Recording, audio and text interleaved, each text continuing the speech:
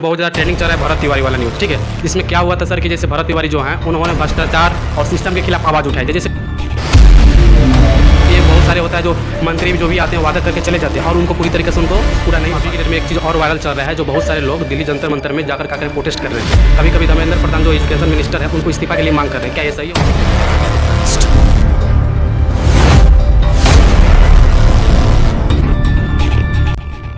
तो हेलो दोस्तों, everyone welcome to my YouTube channel. तो दोस्तों सर आपको मेरे पॉडकास्ट में स्वागत है।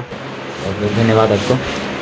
तो सर आज का हम लोग क्वेश्चन लेकर आए हैं। जैसे मान लीजिए अभी की डेट में बहुत ज़्यादा ट्रेंडिंग चल रहा है भरत तिवारी वाला न्यूज़, ठीक है। जिसमें क्या हुआ था सर कि जैसे भरत तिवारी जो हैं उन्होंने भ्रष्टाचार और सिस्टम के खिलाफ आवाज़ उठाई थी। जैसे गरीबों के लिए बहुत सारे होता है जो मंत्री जो भी आते हैं वादा करके चले जाते हैं और उनको पूरी तरीके से उनको पूरा नहीं हो पाता है। जो भी गाँव समाज में जो भी काम हो तो नहीं हो पाता है। उसी के खिलाफ भरत तिवारी जी ने क्या किया कि आवाज़ उठाए, लेकिन उनका कोई भी सुनवाई कोई अधिकारी नहीं किया, नहीं कोई मंत्री किया। तो उस पर उन्होंने सिस्टम के खिलाफ भ्रष्टाचार के खिलाफ उन्होंने आवाज उठाया। ये देखिए यहाँ पे ये सब आया है बुलेट प्रूफ जैकेट पहन के और इतना सारा मिल के गोली चलाएगा रे। आओ आओ आओ, लाइव इनकाउंटर मेरा होगा कि सबका होगा। आप सब ये जयपुर में एनकाउंटर के बाद राज्य पुलिस सवालों के घेरे में है। मामला 17 जून का है। पुलिस ने भरत तिवारी नाम के एक शख्स का एनकाउंटर कर दिया। तो उनको क्या किया गया, चारों तरफ से पुलिस वार घेर कर उनको गोली मार दिया गया। क्या ये सही है? पुलिस को उनको गोली मार देना चाहिए या उनको कोर्ट में ले जाकर पेश करना चाहिए? इस पर आप क्या कहना चाहिएगा? देखिए, अगर वास्तव में अगर आरोपी अपने आप को सरेंडर कर चुका है, पुलिस के हिरासत में है, तो पुलिस का दायित्व तो ये नहीं है कि उन्हें सज़ा देने का सज़ा देने का अधिकार न्यायालय को है।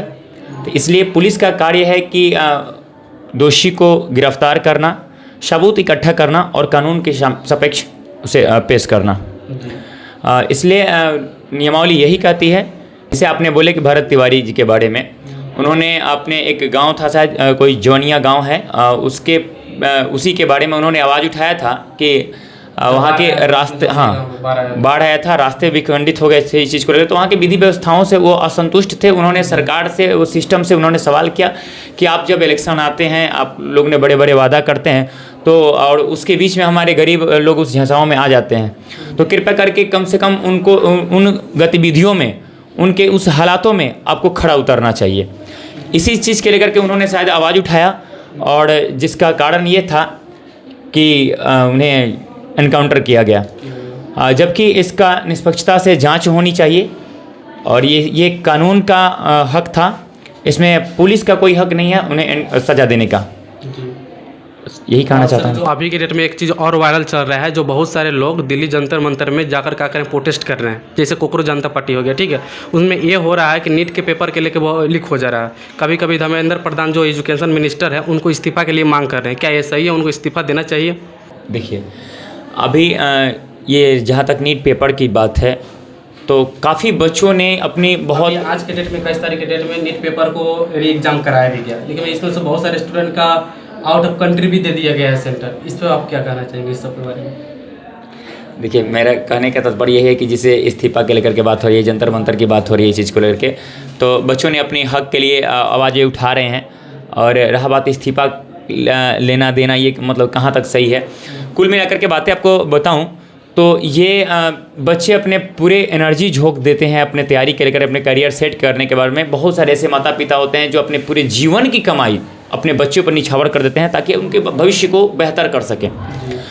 और कहीं ना कहीं अधिकारी जो उस सिस्टम से जुड़े हुए लोग होते हैं, उनके कुछ लापरवाहियों के कारण अगर पेपर लीक हो जाता है तो समझने की कोशिश कीजिए कि यहाँ पे जो अभिभावकगण होते हैं उनके पूरे सपने चूर होते हैं। और जो हमारे बच्चे जो वर्षों से मेहनत कर कर के अपने आप को तैयार किए हुए होते हैं तो वो टूट जाते हैं।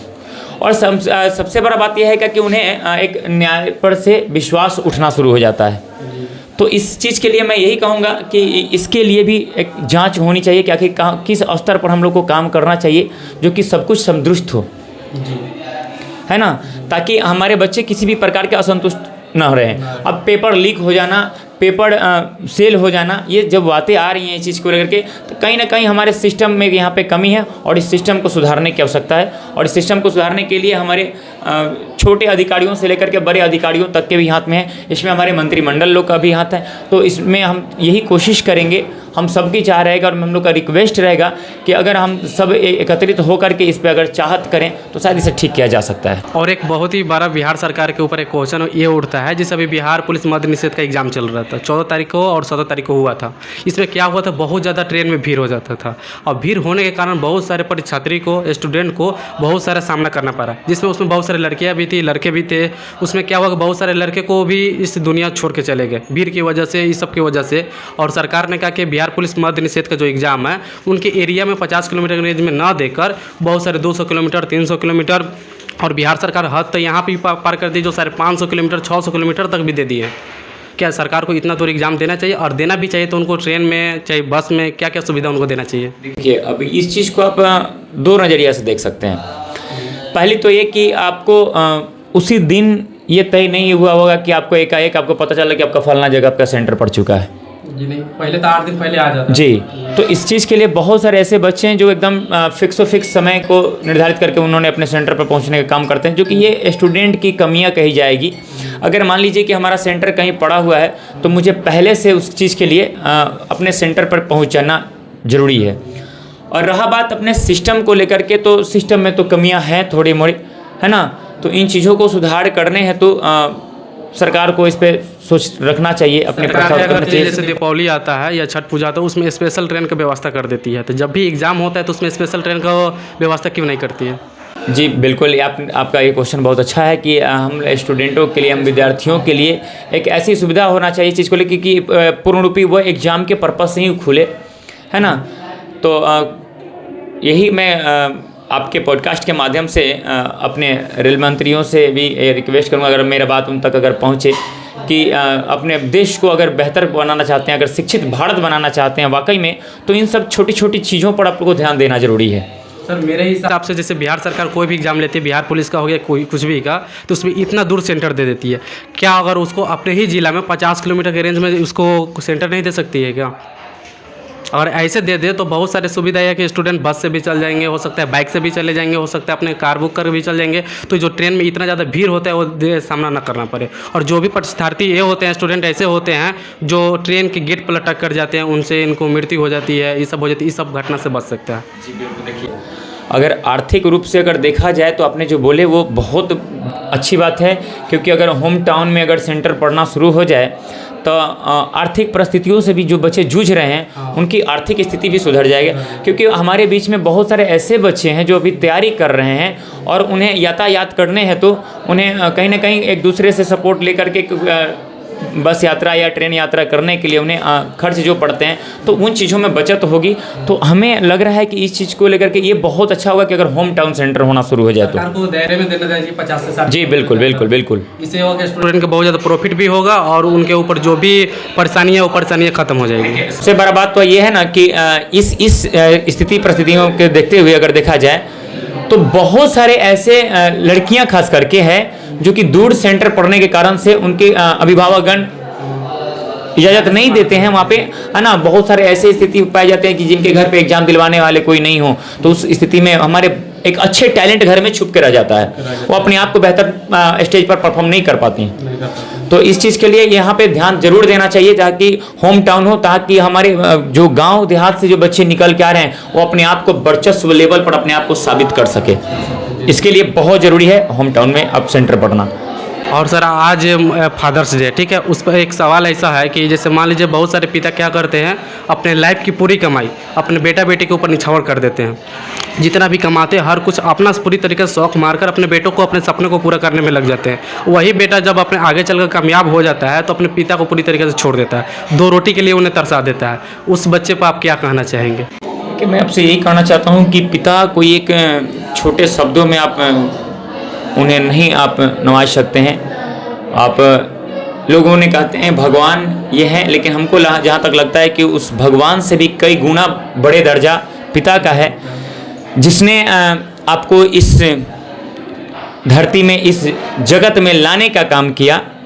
जिसने अपने पूरे जिंदगी पूरे जीवन आपके सपनों के प्रति समर्पण कर दिया, तो हमें लग रहा है कि आपका भी दायित्व तो बनता है कि आप किसी भी परिस्थिति में अपने पिता के और माता की आंखों में आंसू नहीं आने देना। ये बेटे का अहम भूमिका होना चाहिए कि मेरे ऐसे कोई गलत गतिविधियां ना हो जिसके कारण से हमारे माता पिता रुष्ट हों, उनके दिलों पे कुछ दुखी करने वाली कोई ऐसा बात नहीं होना चाहिए, कोई ऐसा कार्य नहीं होना चाहिए जिसके कारण से वो दुखी हों।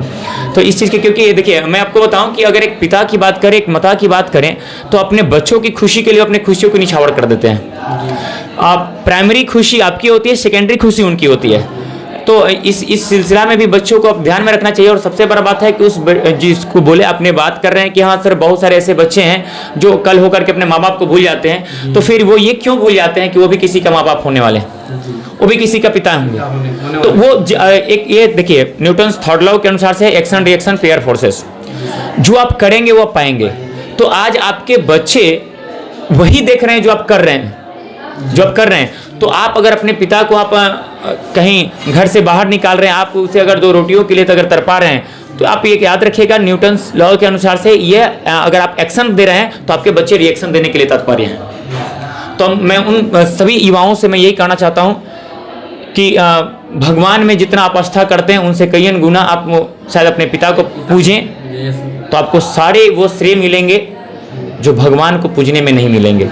इसलिए मैं चाहूँगा कि अपने माँ बाप को ही आपने पूजन कीजिए तो अच्छा रहेगा। मैं आपको इस पर एक छोटा सा कहानी बताऊँगा। जैसे मैं एक सीरियल देख रहा था, उस सीरियल में भगवान शंकर और पार्वती के बीच में कुछ वार्तालाप हुए, और उसमें कार्तिकेय और गणेश जी थे, जिनमें हुआ था कि बेस्ट बेटे को मत समझिए कि बेस्ट बेटा को अवार्डित करने के लिए सोचिए कि था कि इसमें कौन बेस्ट बेटा है का फर्ज अब निभाएगा। उसने बोले कि जो सब तीनों लोगों को घूम करके आ जाएगा सबसे पहले यहाँ पे वो बेस्ट होगा।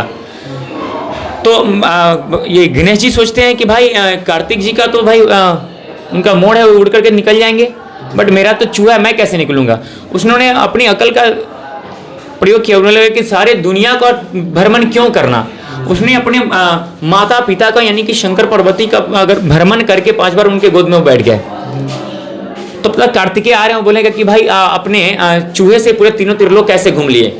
गणेश जी का कहना था कि सारा जहां तीनों त्रिलोक हमारे पिता को माता को पूजने आते हैं, तो मैं इन्हीं को भ्रमण करके घूम लिया और बैठ गया इनके गोदी में, मैं तीनों त्रिलोक घूम लिया। तो मुझे लग रहा है कि उन हर बेटा के लिए उनके माँ बाप शंकर पार्वती हैं, और उन्हें गणेश जी के जैसा अपने माँ बाप के ही इर्द गिर्द रहना चाहिए। बस यही कहना चाहता हूँ उनको, और अपने माँ बाप का सेवा करना चाहिए। आज के पॉडकास्ट को यहीं पर समाप्त करते चलिए, मिलते हैं नेक्स्ट वीडियो के साथ, तब तक के लिए जय हिंद।